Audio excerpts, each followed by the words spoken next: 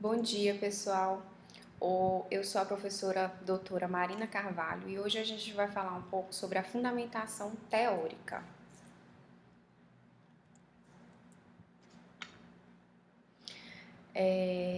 Relembrando, a fundamentação teórica faz parte dos elementos textuais obrigatórios do TCC.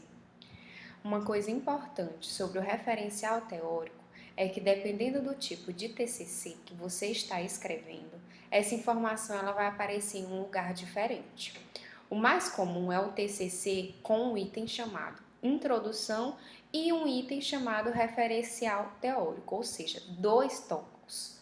No entanto, existem alguns programas de pós-graduação que utiliza um modelo no qual o referencial teórico ele está inserido na introdução. Relembrando, a introdução tem que ter uma contextualização, problematização, as questões norteadoras, o seu objetivo da pesquisa e a relevância do seu trabalho. Já o referencial teórico, ele tem que ter um aprofundamento dos temas fundamentais para que o leitor entenda a sua pesquisa. No caso do tipo de TCC, no qual o referencial teórico vem dentro da introdução, o aprofundamento do tema deverá ser feito entre a contextualização e a problematização no seu trabalho. Basicamente, o referencial teórico ele é a fundamentação teórica adequada à discussão do problema. Você tem que ter uma sistematização e organização lógica das fontes consultadas, do geral ao particular, ou seja, você tem que começar dentro do referencial teórico, você pode fazer mais de um tópico, começando sempre do tópico mais abrangente para o mais específico, tá bom?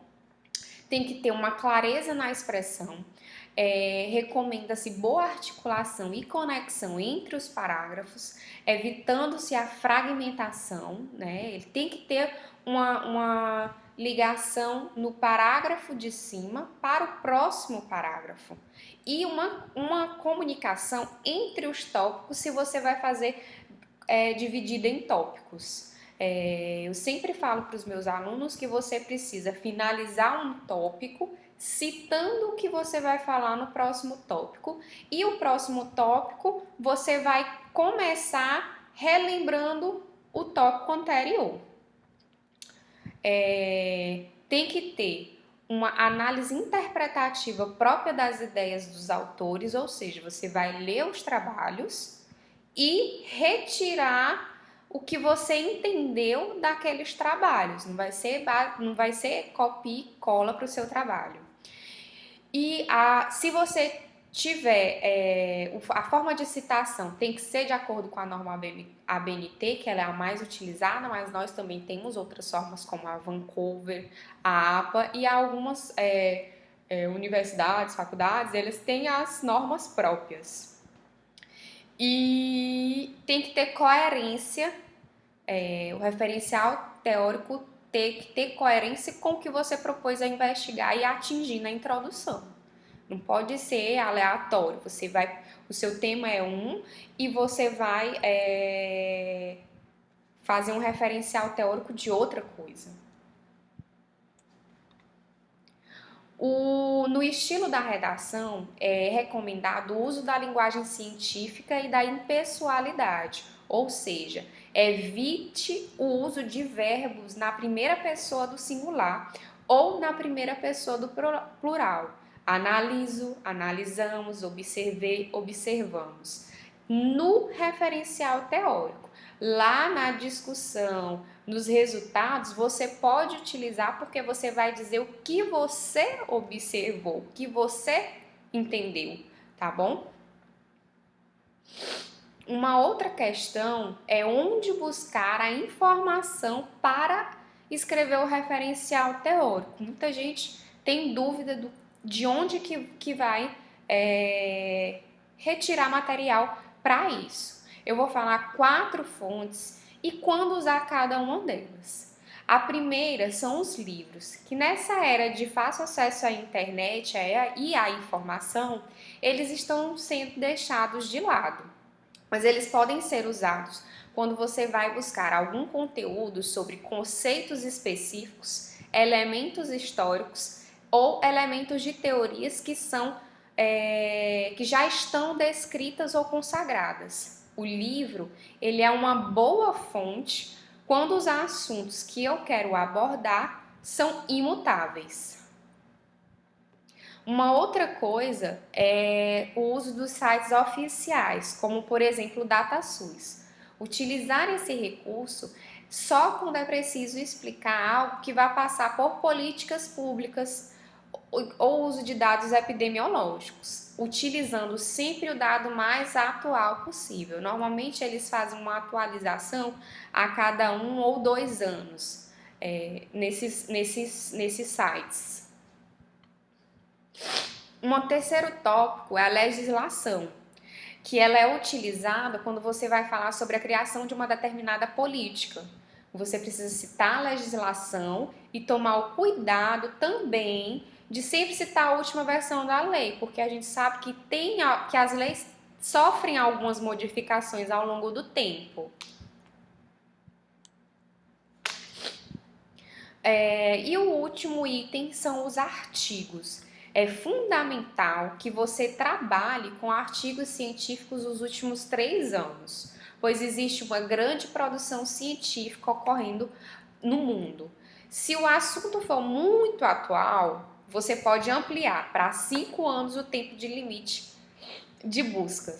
E quanto mais atual for o seu trabalho, ou seja, quanto mais artigos ou obras atuais você tiver no seu trabalho, montar o seu referencial teórico com o material atual, mais poder de convencimento você tem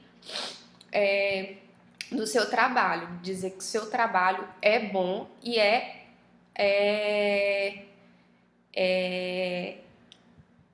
legal. E agora eu vou falar um pouco das dicas, algumas dicas para melhorar o seu referencial teórico. Então, você precisa utilizar a literatura internacional.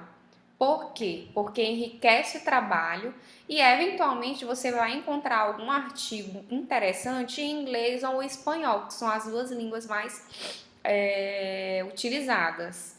E aí você tem a desculpa, mas eu não domino a língua. Nesse caso, existem os tradutores online. Uma vez que você achou o artigo de interesse, você transcreve o texto nos tradutores online e eles vão traduzir para o português.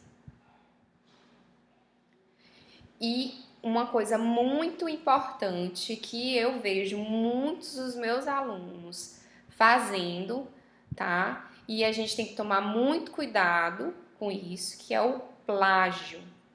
Então, assim, a literatura muitas vezes vai se replicando sem o cuidado de respeitar o autor original.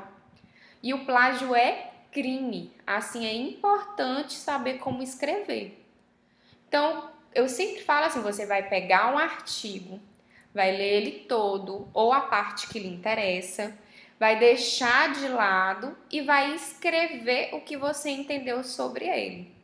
E isso é uma forma de escrever que nós chamamos de citação indireta. Então, na citação indireta, no final do parágrafo que você escreveu, com a ideia que você tirou do artigo original, da obra original, você vai colocar a referência entre parênteses de quem foi esse autor. Quem foi o autor e o ano que publicou aquela obra. E a página, ela pode ser, o número da página é opcional, você pode pôr ou não, autor, ano e página, tá certo? Isso é diferente de pegar uma parte do texto ou o texto inteiro e colocar no seu trabalho, tipo, copiei e colei lá no meu trabalho, como se fosse sua obra sem citar o autor. Isso não é legal, tem que tomar cuidado com isso. E hoje em dia existem sites online que você pode escrever o seu texto e depois você copia e cola nesse site e ele analisa se tem plágio ou não. E a partir daí você modifica o seu texto, vê o que está parecido e o que você pode modificar. Porque plágio é crime e tem que tomar muita atenção com isso. Se for essencial, e assim, se for essencial que você traga uma transcrição exata de palavras ou textos de um outro autor, é importante que você faça uma citação direta. Que pode a citação direta ela pode se apresentar de duas formas: a citação direta curta ou a citação direta longa. A citação direta curta é onde o texto tem até 3 linhas, o trecho, né? Tem até 3 linhas e ela vem incorporada dentro do texto, transcritas entre aspas, com a indicação das fontes onde foram retiradas. Tem que ter o autor, o ano e agora tem que ter a página. No caso da citação direta longa, o trecho tem mais de 3 linhas, então ele é maior, e são transcritas em espaços simples entre linhas, em parágrafo próprio, com recuo de 4 centímetros da margem esquerda. A letra Arial 11 ou 10, sem aspas, com indicação das fontes de onde foram retiradas autor, ano e página. Bem, gente, com base em tudo que vimos hoje, tenho certeza que a partir de agora vocês vão conseguir escrever um referencial teórico de forma mais fácil e fluida. Muito obrigada e vamos esperar as próximas aulas.